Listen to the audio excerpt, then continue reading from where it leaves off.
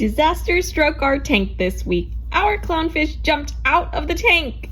Here's what happened, and here's what we did to save him. If you're new to this channel, this is our 15-gallon low-tech Nano Reef, home to our two little clownfish, Nemo and Timo. We were about to start a water change. We had some algae on the glass, and it had been 2 weeks since our last water change. We popped off the lid, and I left the room to grab some cleaning supplies. When I came back, I couldn't find Nemo anywhere, and Timo was swimming all alone. He and Nemo are inseparable, so we knew something was wrong. She must have jumped while the lid was off. We searched frantically, behind the tank, under the furniture, nothing. My heart sank. Then, out of the corner of my eye, I saw a tiny flash of orange on the carpet. Nemo! In a panic, I scooped her up and plopped her back in the tank, where she began swimming weakly.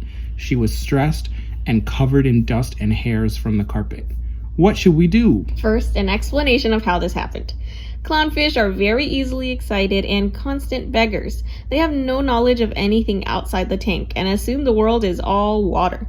And when we feed the clowns, they get very excited, and this often results in some jumping at the surface of the water.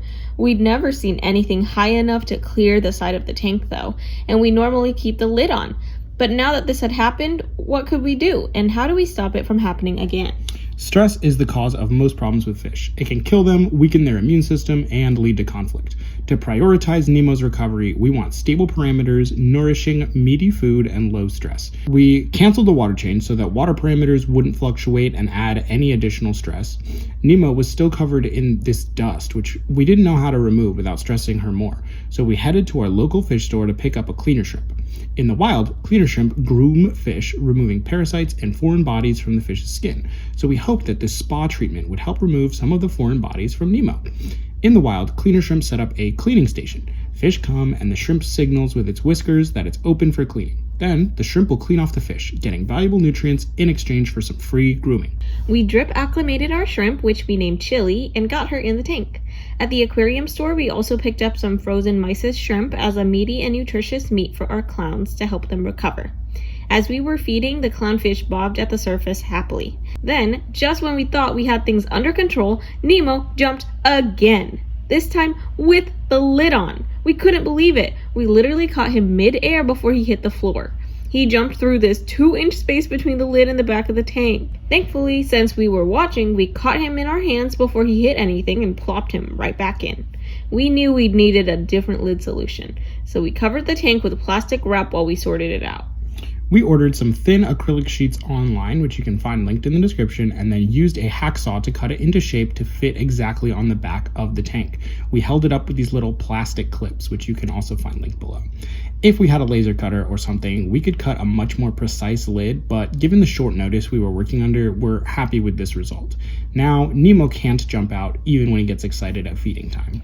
So how did our treatment for Nemo work? First off, Chili, the cleaner shrimp. She adds a great pop of color and some fun movement, but we really don't think she made much of a difference. Within a few hours, Nemo had wriggled free of all the dust and hairs on her own, and neither Nemo nor Timo seemed particularly interested in Chili's grooming services. Although it's an innate behavior in cleaner shrimp, it's a learned behavior in fish. Since we got Nemo and Timo as babies, they've never been exposed to cleaner shrimps or other fish before, so they simply don't understand that Chili is trying to groom them and not just slowly following them around the tank. A few months later, and they're a lot more comfortable. They'll let her barely touch them with her hands, but that's about it. We've yet to observe any full cleaning sessions. It's down to your individual fish for how fast they respond to a cleaner shrimp and learn the whole routine. We think Nemo really responded to the mysis shrimp. She didn't seem super keen on eating normal pellet food, but went nuts for the mysis shrimp, which we gave her every day for the rest of the week. She visibly perked up over that week and was back to normal within a few days. We've incorporated the mysis into their normal feeding routine now and give it to them once a week.